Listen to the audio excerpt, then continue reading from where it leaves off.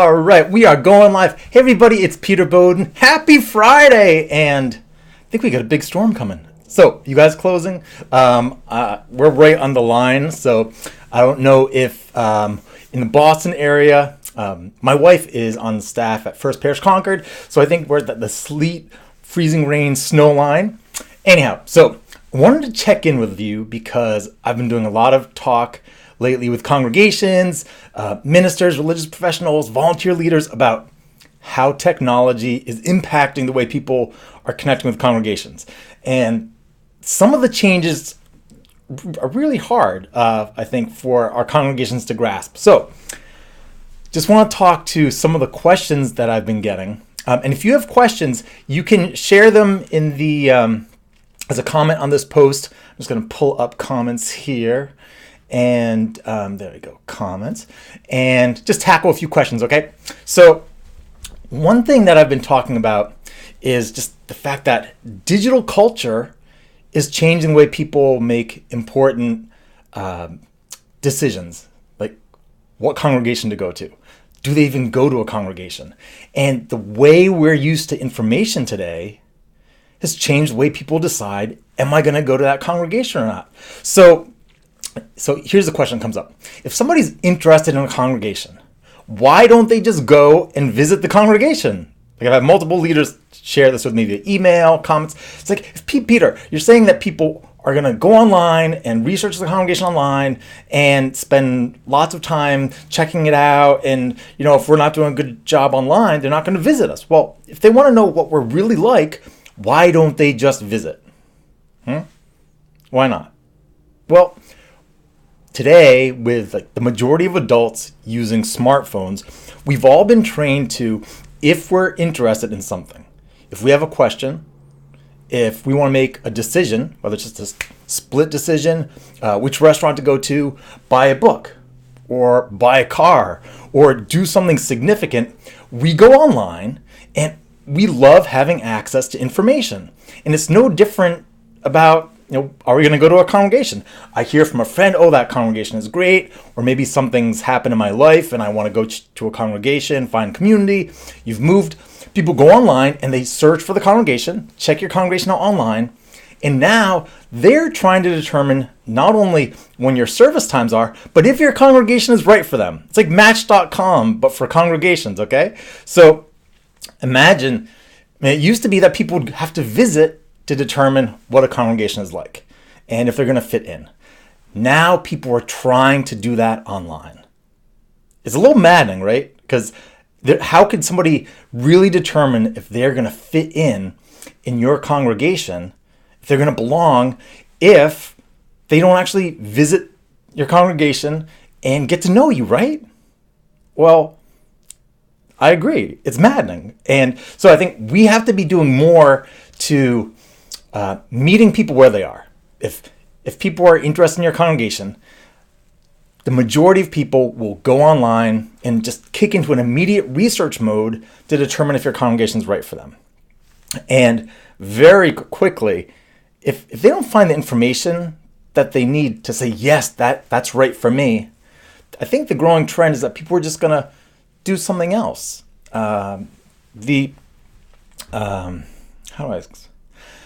We are not only facing the challenge of communicating with people about who we are, we're competing for their attention, which includes all entertainment on demand, all the other things people can do with their time. But also, people, going to a new church is a very anxious experience. It's just filled with anxiety and tension, nervousness, all these things. And so it is so much easier to watch Netflix, to mess around on Facebook, play a game, read a book, do whatever, than to go to church. And so people, I think, are just increasingly anxious when they don't have access to information. So if we want people to actually show up on site where your congregation holds your services, we have to meet them online and really take a lot of our greeting, orienting, and educational process online. So like the stuff that's like the first part of the membership journey, where you show up at a congregation, you meet people, you get oriented what it's like, and you maybe go to a new UU class or gathering or UU FAQ meeting with the minister. Like those things that we used to have to do when people would show up. We have to do that online. And we can do that through video. Oh, I know. This has been an awesome month. I should tell you, I launched my Leading Congregations monthly training. So every month I'm going live doing a deeper training. So we did our video message Bootcamp a week ago, which is awesome. So just check out Leading Congregations monthly if you're interested in going deeper. But so like we can do things like take video and say, who are we? What are we about? We can have ministers, other staff people have videos embedded right on the web pages that we know people are checking out to really meet people and greet them there. We can use social media to let people know if they have questions in a warm, personable way. Say, hey, if you have questions, let us know. And not just have it be a cold, like, have questions, please, do this, but like, have a video of someone posted to Facebook. Hey, if you have questions, I'm Peter, I'm our membership coordinator, and I'm just really dedicated to helping you get to know our community, have all of your questions answered. We know that having that information available to you is going to help you decide if we're right for you, and we want to help you come and visit. And so sharing video like Facebook Live, other video through your social media channels can be a great way to help people like, oh yeah, this is a warm congregation. I'm still finding people who are posting just boring announcements via social media. And I think, today we can't do that. We can't just cut and paste bulletins and post it online. We have to show up in person online. So through video and just being engaged with people, really just meet them where they are and help them make the decision. So I talk about really taking charge of the process of people being greeted and oriented and welcomed to actually to visit a Sunday or whatever service, not just leave it randomly. Okay. Other questions that came up. This is, I don't know. I never like to poke fun at questions, but it's the question, what's the one thing we need to do to make sure we are set strategy-wise for like the next 10 years? So we have a problem with technology, changing culture, and our desire to know what the right way to be doing church is. I just often get people asking me, what's the one thing we should do to reach millennials? What's the thing we have to do to make this happen or that happen? And the challenge is, and just thanks. Say hi, Barb. Hi. Oh, and Bart. Yeah, say hey. If you're tuning in, just share in a comment where you're tuning in from. It's great to have you on. Our world is changing so fast. We cannot be looking for the ultimate solution or the one guaranteed way to do X, Y, or Z.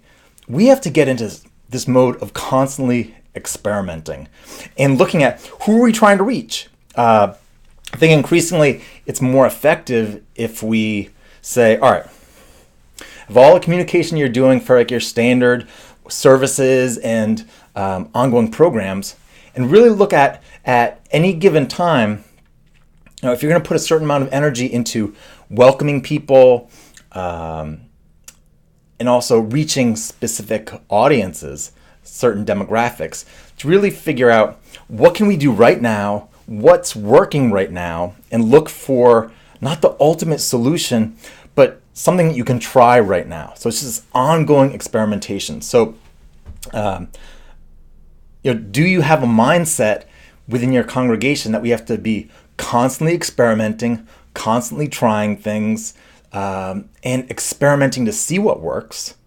And then for the people who actually are on site, who are showing up, whether that's your core members, or if you say you have newer people showing up who are like, oh wow, these are the people we want to be reaching, you have to be in dialogue with them. And I think it becomes much more of a collaborative process of, all right, we have to experiment, we need to try, we need to tweak things. And if we don't embrace that spirit, that just experimental or trying things, almost like mad science, we just get inhibited. So we just can't be waiting for things to be, can't look for perfection. I say, gotta be all-star imperfectionists. I actually just ordered a t-shirt with that on it, all-star imperfectionist, because we just gotta use the tools. All right, welcome Kate. From Providence, I love Providence. I'm wearing, this is my Providence Weird Since 1636 shirt my sister Kate gave me for Christmas. All right. Other questions. If you have questions, please, share them in a comment. One thing I want to tell you about, in terms of really bringing your greeting, hospitality, orientation, and other efforts in line with digital culture today, on February 2nd, I'm leading a training in Needham, Mass. So if you're in New England, that's an opportunity to do a day-long training with me, just really going deep into strategy of how do we take that greeting and hospitality functions, meet people where they are online, and take charge of that path to being members of the congregation. So that's February 2nd. And then I'm just doing more and more online training through Leading Congregations Monthly. All right, so do you guys have questions? All right, I'm going to just go through my list of questions that people sent in. All right, so what's the one strategy? We have to keep trying things, experiment. The other question that came in, which I think is a great question, is what do I think about having specific times when we say, all right, if you're a newcomer, come on this Sunday or come to this special newcomer orientation, versus the approach, which is very common, of saying, if you are interested in our congregation, come all the time. You are always welcome. Like most of our congregations, if you look at their websites, social media, etc., you'll see all are welcome. Join us any Sunday. But then the question I got via email was in response to the interview I did with Reverend Deborah Hafner, her congregation, which added 101 new members over 2 years. So it was huge growth. And one of the things that they do is have a monthly coffee with the minister. So if we're looking at, do you just put out general, come anytime, you're always welcome, come on Sunday, or specific opportunities? What's my opinion? I would say most congregations will do better, this is my opinion, but following kind of bigger marketing and communication trends, decision-making trends, people are trying to make a decision about visiting. If you say, if you're interested in connecting with us as newcomer, this is the best Sunday to do it. Say it's the fourth Sunday of the month, where you have, where they're going to know, if they come that Sunday, they know, on this Sunday, people are expecting visitors. And there's a time to meet with other people, make some friends, have special refreshments, have Q&A with a minister, some other staff person, some other leaders in the congregation. And you're taking that, you can come anytime. And of course, people can come anytime. But you're taking that, people are tuning into your social media, they're not sure, considering whether or not they're going to make that leap. And if and it's very easy, if you're just not sure, if someone checks you out online and they do their research, they watch videos, listen to podcasts, check out photos, various things, all right, I really think this is right for me. Well, when do they go? Some people just visit immediately. But all the people with anxiety need a little nudge. And so if you can give them, hey, this is the Sunday to do it, then as they're moving towards that Sunday, they can get psychologically, emotionally prepared to go to that time. And they know they're going to miss out. That's the best time. I know this week is the best time. And the reason why that's important is because people today are increasingly anxious about dealing with anything that's unknown. Now, how do I know this? Well, one, I was preaching, talking about social media membership growth in one of our congregations in the greater Boston area. And one of the things I do during those services is often during the message for all ages is share how I think that we can just all together in our congregation work to introduce ourselves to others. So I often say, we want within our congregations this to be a community where we know each other. You can't all know everyone. I mean, it's hard. People are always changing. But if you see someone who, and I will talk about how you can tell that someone's new because of like just the look on their face and they're not sure where they should be going, what to do. They're at the bulletin board. And so I'll say, if you see someone who's new and you can tell that they're a visitor, just go up and I'll say, hey, have we met? I'm Peter. And so have we met? And your name. And then they say, oh, whatever their name is. And then I will say, prompt people say, oh, tell me something about yourself. Totally open-ended. I hate it when people say, why are you here? It's not a good thing to don't that say, why are you here? I've heard that a lot. Even to me as a guest speaker, why are you here? It's terrible. But tell me something about yourself. Well, this maybe 6 months ago, I was at a congregation, maybe a little more, following the service, and I'd shared that approach. And lots of people have told me that's been helpful for them. 3 women came up to me all in a row, and they're like, we are social workers. We've been discussing it, and we think you're asking too much of people. You can't ask people that question. Tell me something about yourself. It's too open-ended. And they launched into this whole thing about how people are increasingly anxious and uncomfortable with conversation because so many people are isolated using their smartphones, that as we're going around, people wearing earbuds, they're looking at their devices, and there are all these places where in our world where we used to interact with each other that we're cut off. And so we're doing more and more through our devices, and we're just not used to dealing with others. And so I think that we just need to be mindful that there is, for people who are considering joining, visiting and joining our congregations, there's a lot of anxiety there. And the more we can do to help them with more information helps them decide, yeah, all right, this is right for me. Videos especially, videos great at communicating warmth, and you can feel like, oh, I can totally relate to this leader or minister, whomever. But also just giving them a specific time when you say, if you show up on this Sunday, we're expecting you. And that I think can just help people over that little bit of resistance and make the decision, all right, I'm going to show up. And also, you are giving them a specific event to go to. Not only are they going on that Sunday, but they know, say it's following the service, they are going to an event, a facilitated event, where they know that there are going to be other newcomers there, and there are going to be leaders who are taking charge of the process, so that it's not you're going into this congregation, people aren't expecting you, you don't know what to do. Coffee hour is a brutal, horrible experience for most visitors.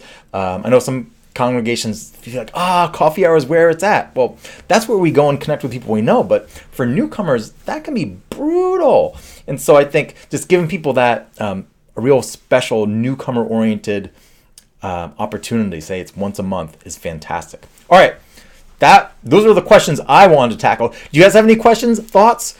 Dun dun dun. You have a nice little group still online. I will tell you. Let's see. Besides talking about digital culture, which I've been talking a lot about lately, coming up next, just in my queue of trainings and content that I want to dive deep into, is small groups. As we do more to reach people, we have to connect them faster into our communities when they visit. Otherwise, they're not going to stay. So small groups and relationship is the glue that keeps people in congregations. And just like what I was saying before, people aren't used to having as many conversations. There's more weaker relationships. We have to become masters of community building if we want to really serve people in our congregations. So if someone new comes into a congregation, like, yeah, Unitarian Universalism is right for me, and they show up, here's a challenge for you.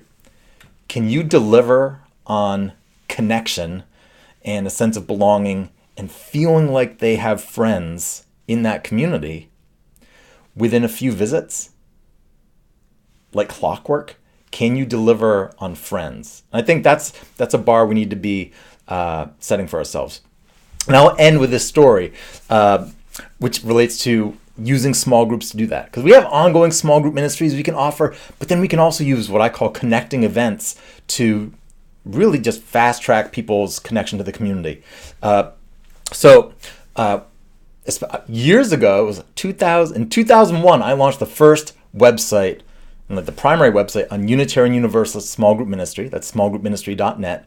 And then and that really suddenly made me the center of our movement, small group movement. I was working small group ministry as a model for my youth group, and I wanted to promote that as a model within Unitarian Universalism for adults. I connected with some ministers who were working with that, got the resources online. And once those resources were online, there's so many people in touch with me. I was like the unofficial, unfunded small group ministry office for Unitarian Universalism. So we started the UU Small Group Ministry Network, which still exists. It's a fantastic organization with resources, so smallgroupministry.net. But so while I was doing just like lots and lots of work with congregations, just designing and implementing small group ministries, which is critical, just launching that right, I would travel around and work with ministers on services where we would explain what small group ministry is, why community is so important, how it relates to spiritual development, social action. And then I would run an opportunity for people to, following the service, have a sample small group. All right. So just like 45-minute little mini small group experience. And one of the most fun things that happened during that time, and now I do still consulting and training on small group ministry, but now it's not so much about designing and launching, because so many of our congregations have small group ministries. It's more about how do we relaunch, how do we strengthen, how do we get our small groups back to being strong and I think healthy and growth oriented, outreach focused. But so this is what happened. I was in, I think it's Plano. It was in Plano, Texas, and so we ran the small group sample opportunity, a little 45-minute session for people to connect in small groups, and it's really focused on, so we had like 5 people per group, and we just took over following the service. Everybody in the congregation on site had to were invited to either participate in a small group or go home. All right. So like I took over the whole congregation that day with their consent. But so there's a woman who had visited that day for the first time, and she joined. She was convinced to stay for the small group experience, which was really focused on just sharing the story. After a quick intros, share the story of how you came to be in that congregation. So it doesn't matter if you've been there for 30 years or like her the first day. And so, in these small groups, people are just sharing their stories, and people were laughing. I see places where people are hugging each other. They're like 80 people or so. I see a few tears around. Just all kinds of things happening. Well, I found out later on via the minister that after that week, when she came with a spouse, he had a really strong reaction, because when they came into the church, let's say her name was Susan, all these people are like, "Hi, Susan. Oh, hey, Susan." And then they have people that they end up sitting with for the service, then following at the coffee hour. There are these people who come around and they're talking, and he's like with her, "What happened last week? How is it that you're suddenly queen of the church and you know everybody?" And he was really upset because he'd missed out on that. And for me, that just shows like giving people the small group facilitated opportunity to share stories, share who they are. That's not even going deep into some kind of spiritual or sermon related content. That's just connecting. When we create opportunities like that, that transforms people's experience. And we don't realize how much people are coming to our congregations going around, and they have people they'll chit chat with, but there are a lot of people who aren't core leaders who don't know each other and don't have a sense of belonging and really feeling like they're connected to the community. They don't have people they do things with outside of the congregation. They're not in a small group. And so even if you don't have a rocking small group ministry program, and even if you do, you can still create congregational-wide opportunities for people to come together, use great small group process, and give people these great connections. Years ago, I forget how long, it was like in the early 2000s, the Reverend Glenn Turner came to my home congregation in Providence, Rhode Island, when he was working with us to launch our small group ministry program. And we did this all-age service and included an opportunity for people to talk with each other within their pews about a facilitated question. Just a little bit of sharing, introductions. And I remember after that, when I went back to visit that congregation, this is years later, I wasn't in the congregation anymore. I'd married my wife, Reverend Amy Friedman, moved to a different town. I visited, and one of the people who was in that service said, "Hey, do you remember?" It was like 7 years earlier. It's like, "Remember when you and that guy with the beard did the service about small groups, and we had to talk to each other in the pew?" I'm like, "Yeah." And he's like, "Well, I met a young person, this boy in the congregation that Sunday. We had a nice little interaction, and it was only like 5 to 10 minutes. I've continued to say hi to him, and over the years, we've become buddies." And he's like, "It's so awesome." And he's like, "I just want you to know that 5 to 10 minute moment in that service transformed my relationship with him and his family." It's like, oh. So I want you to think about whether it's through formal small group ministries that are you're really getting people into ongoing small groups, or creating just like single shot. Hey, on this one Sunday, say at times when we know that people are going to be visiting, say in the fall, after the new year, whenever it is, think about how can you build into what you're offering people the opportunity to connect in deeper ways, without necessarily signing up for like a long-term small group, but just right there and then. That's transformative. And we just, again, we forget that a lot of people don't know each other. Like I was at a congregation, and whenever I'll do a training, especially if I travel, and I'll do a meeting with the host congregation, then a training for area leaders, and then I'll often work with the Sunday service, and then if I have time, I'll go to lunch with people after the service. So I was at a congregation with a group of 10 people from the congregation. And of course, because it's me, while we're waiting for their food, I get us to do a little bit of introductions and share a little bit about each other.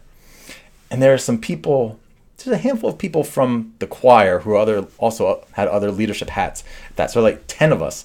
So we're going around, and these people have been in the congregation for 6 months. There's a couple there singing in the choir. And they start sharing how they were drawn to Unitarian Universalism in that congregation because they were newly together. They have a more evangelical family. And they're still struggling with how to let the family know that they are going to get married and that they're going to a Unitarian Universalist church. And people around, it's so funny, people around the table are like, "Wait a second, you guys aren't married?